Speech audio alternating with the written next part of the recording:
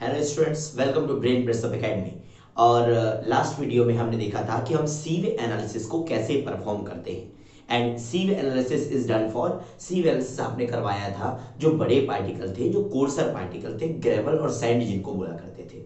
देखा था हमने पूरा टेबल बनाया था। उसमें अपने पास में सबसे पहले आपके पास सीव साइज अरेंज किया डिक्रीजिंग ऑर्डर में। उसके बाद वहां पर वेट रिटेंड आया था, परसेंटेज वेट रिटेंड आया था, कुमुलेटिव परसेंटेज वेट रिटेंड आया था, परसेंटेज एन आया था। And that is done for sand and gravel. अगर सैंड के लिए करवाया तो सैंड सीविंग बोला, ग्रेवल के लिए करवाया तो ग्रेवल सीविंग बोला, और आपके पास ग्रेवल सीविंग को कोर्स सीविंग भी बोला, और सैंड को फाइन सीविंग भी बोला। इतना देखा था। वहां से आपको कुछ चीजें पता चली थी। आपको पार्टिकल एक सीव साइज मिनिमम पता चला कि जैसे ग्रेवल और सैंड के बीच में जब डिफरेंस करना है तो वहां पर आपके पास में क्या होगा, वहां पर 4.75 mm वहां पर होगा। आपको वहां पर सैंड सैंड और आपके पास में किसके सिल्ट के बीच में डिफरेंस करना है तो 75 माइक्रोन होगा।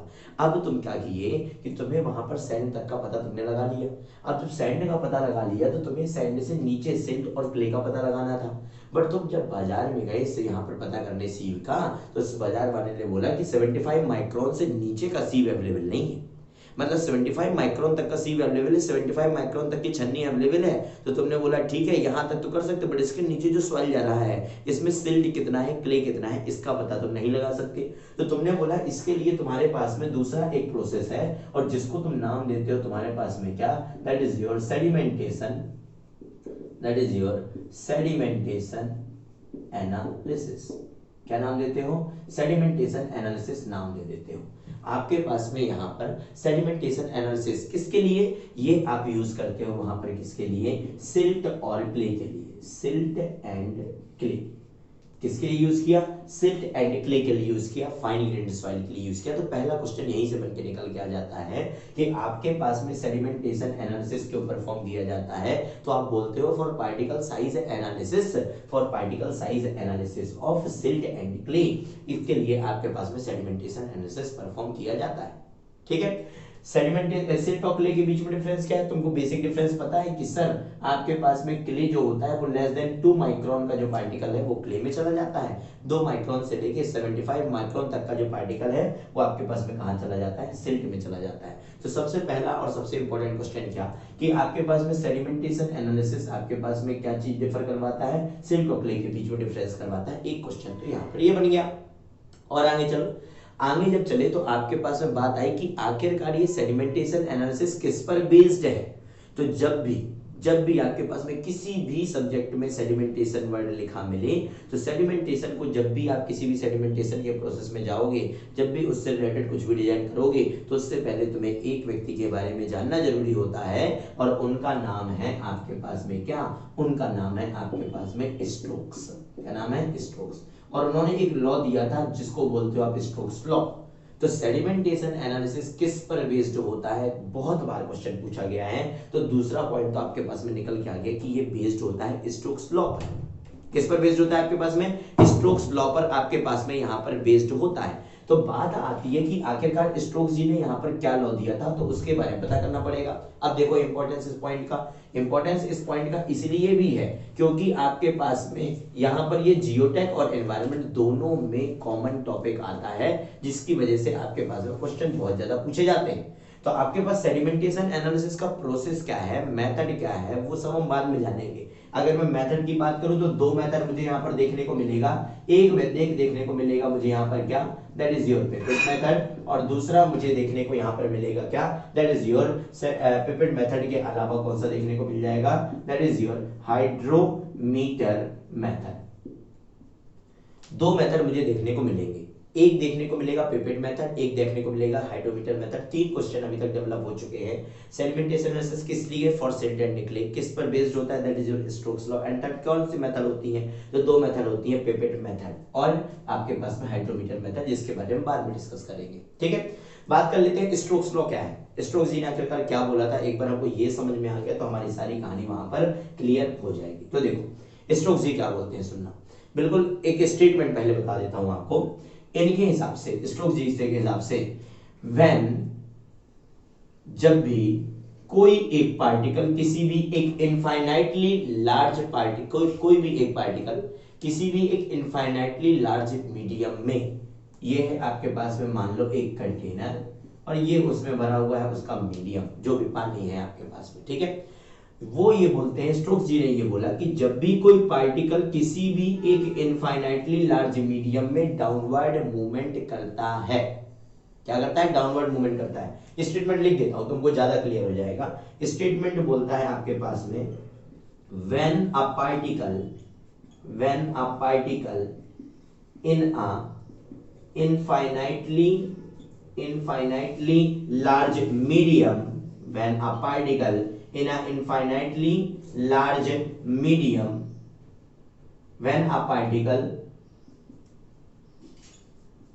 goes downward, when a particle goes downward in an infinitely large medium, then after a certain point, it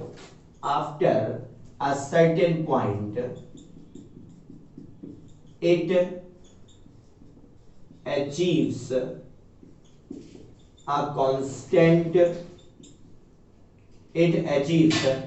a constant velocity termed as settling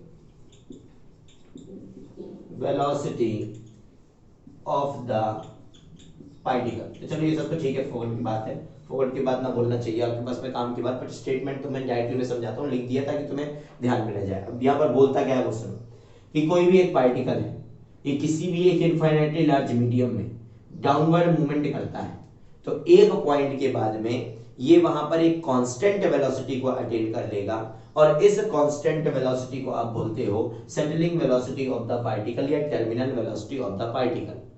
तो बोले सर ये क्या बात हुई कि बोले पार्टिकल यहां पर इंटर किया और एक टाइम के बाद में आपके पास में एक कांस्टेंट स्पीड से जाने लगा, ये क्या बोलना चाह रहे हो? तो सुनो कि स्टोक्स जी ने बोला, अब यहां पर मैं लॉ को आपको वहां पर अलग अलग करके बताता हूं कि चीजें हो क्या रही हैं, तो मैं एक बार में क्लिक होगा, ध्यान से सुनना दो। स्टोक्स जी के हिसाब से कोई भी एक पार्टिकल किसी भी एक infinitely large medium, infinitely large medium कहने का मतलब उस पार्टिकल के लिए इनफाइनाइटली लार्ज हो।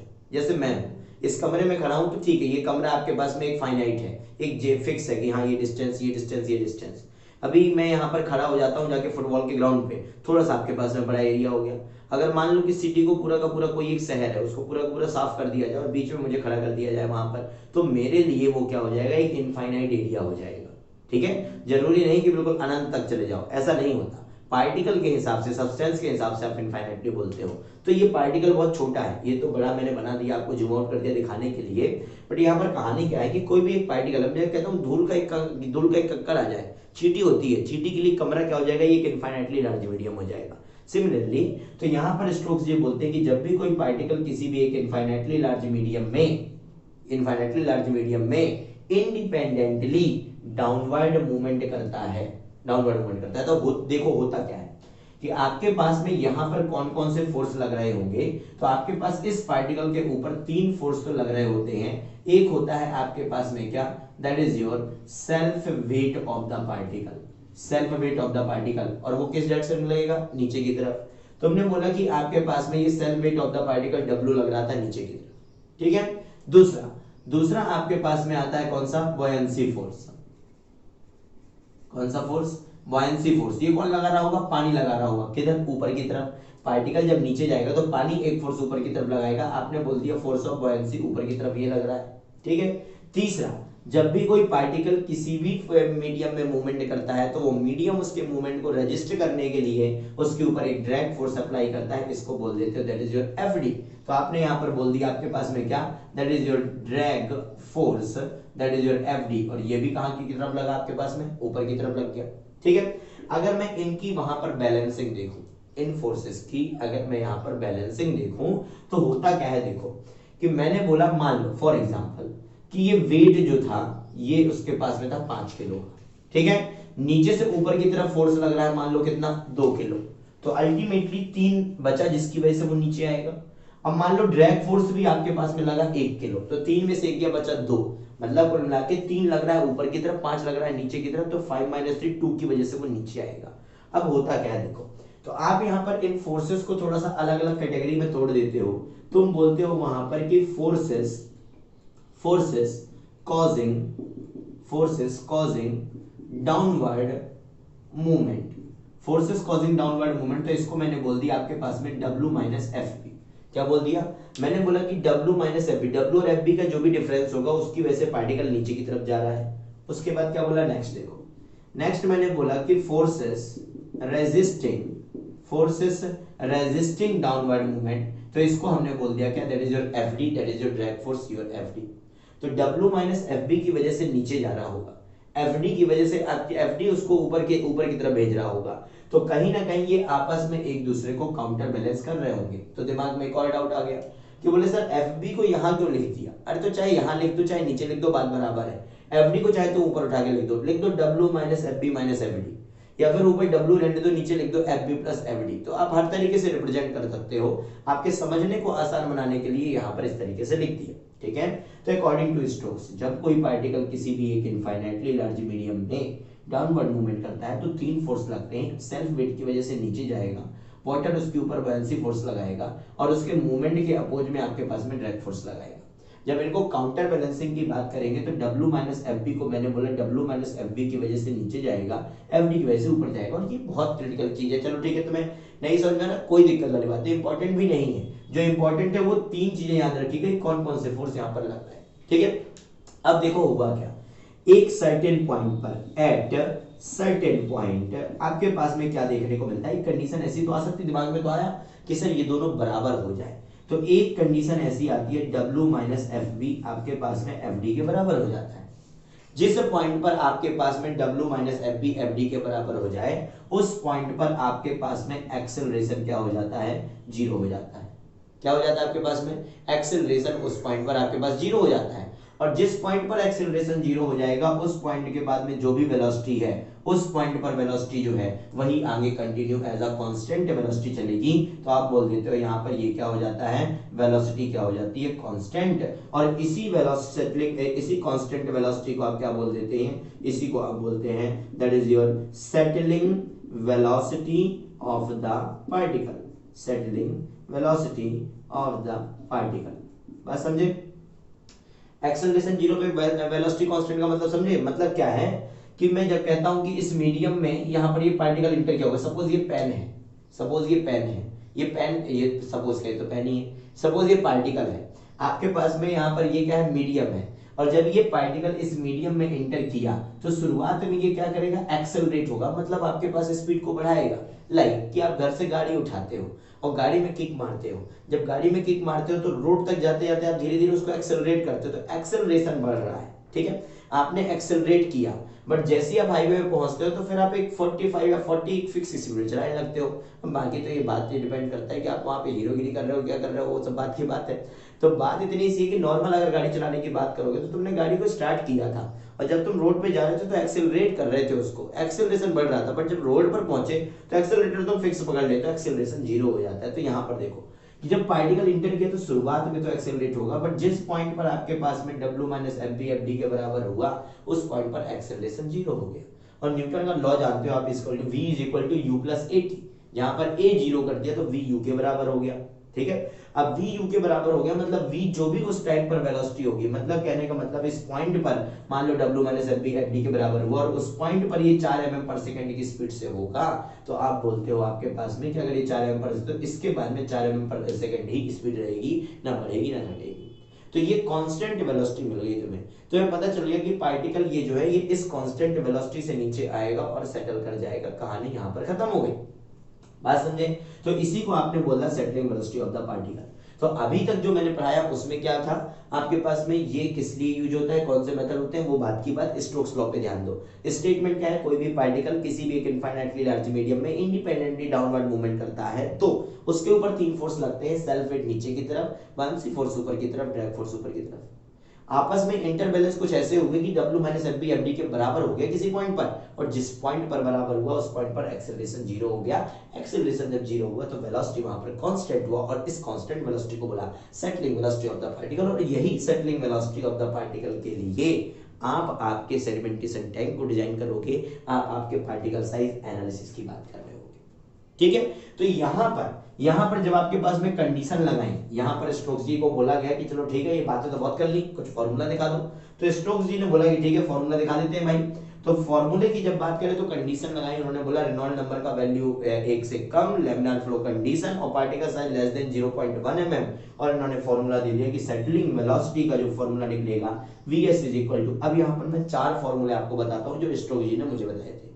ठीक है, स्टोक्स जी ने मुझको बताया, मैं आपको बता देता हूं। देखो तो आपके पास में 4 फॉर्मूले हैं, 4 फॉर्मूले से 5वां फॉर्मूला यहां पर नहीं आएगा, और चारों फॉर्मूले इंटर रिलेटेड कैसे, एक बार इसको समझ जाओ तो कहानी खत्म। सुनो, सेटलिंग वेलोसिटी का जो फॉर्मूला निकल के आया वो आया आपके पास में g-1 into ji d square divide by 18 into new.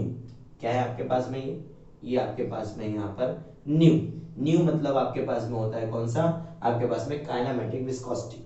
ठीक है, ये सबसे बेसिक फॉर्मूला जो आप देख लेते हो। आपने बोला कि that is your g-1 g d square upon 18 into new क्या है आपके पास में, that is your kinematic viscosity. ठीक है, आगे चलो, काइनेमेटिक विस्कोसिटी का फॉर्मूला होता है, kinematic viscosity is equal to होता है आपके पास में क्या, that is your dynamic viscosity divided by gamma W. तो आपने यहां पर बोल दिया that is your vs is equal to g-1 g d square divide by 18 into आपके पास में न्यू क्या होता है, न्यू इज इक्वल टू होता है mu divide by rho W. तो आपने यहां पर न्यू की वैल्यू रख दी, that is your mu divide by rho W. ठीक है, अब देखो तो दूसरा फॉर्मूला, एक फॉर्मूला आया आपके पास में ये, एक फॉर्मूला आपके पास में आया ये, तीसरे फॉर्मूले की बात करो।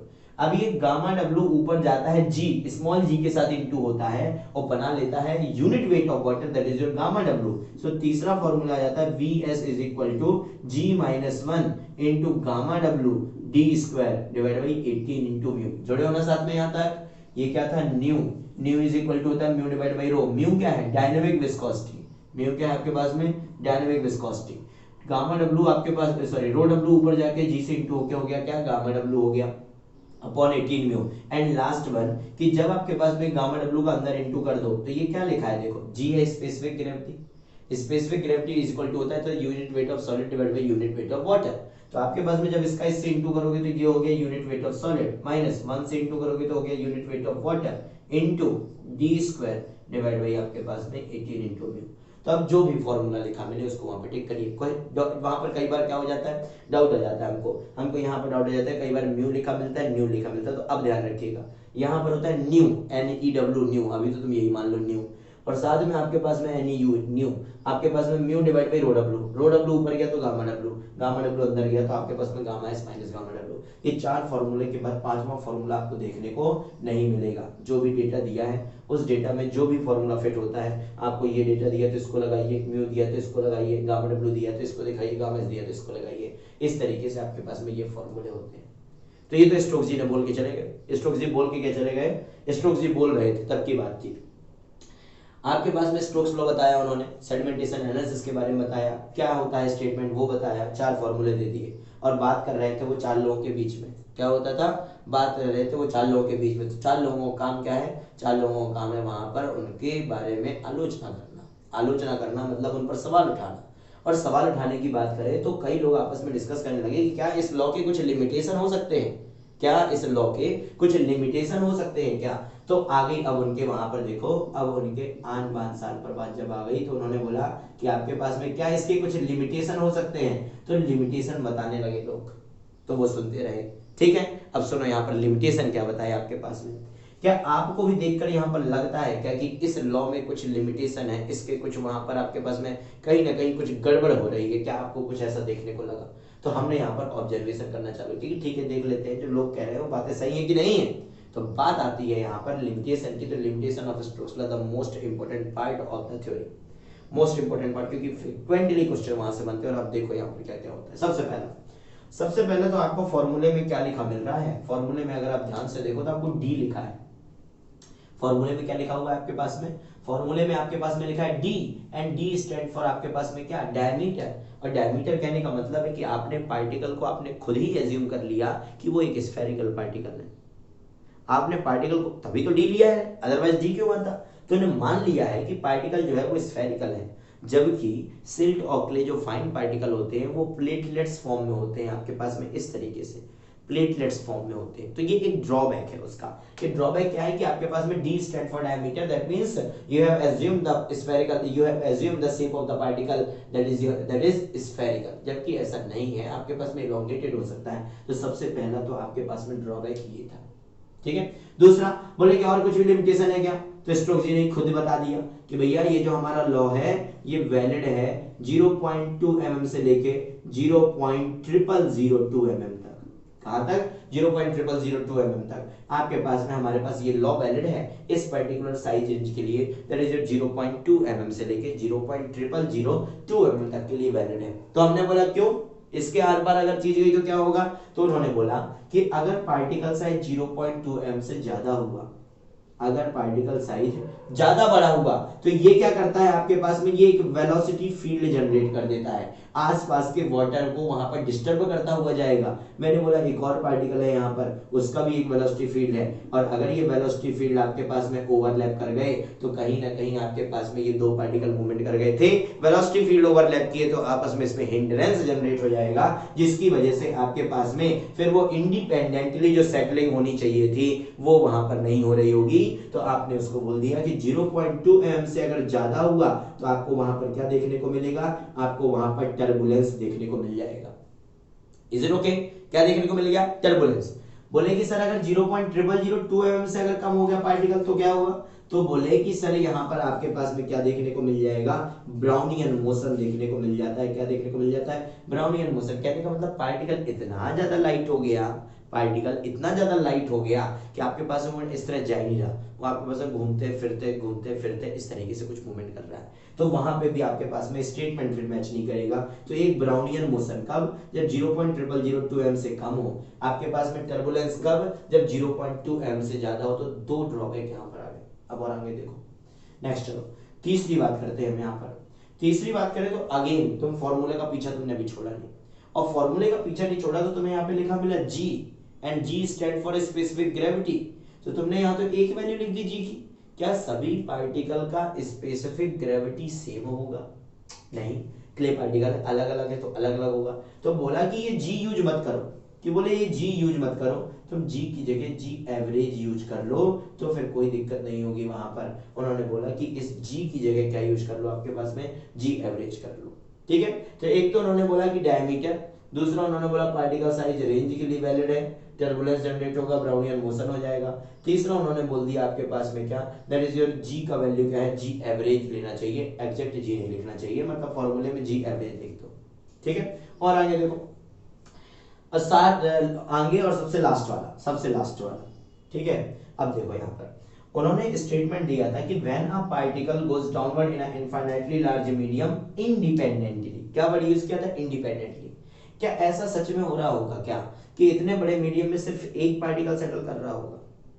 क्या इतने बड़े मीडियम में सिर्फ एक पार्टिकल सेटल कर रहा होगा इंडिपेंडेंटली? आपको ऐसा लगता है? नहीं, आपको ही पता है बहुत सारे पार्टिकल होंगे। तो आपके पास में चौथा है कि इंडिपेंडेंटली डाउनवर्ड मूवमेंट नहीं करता, वहां पर आपके पास में सेवरल पार्टिकल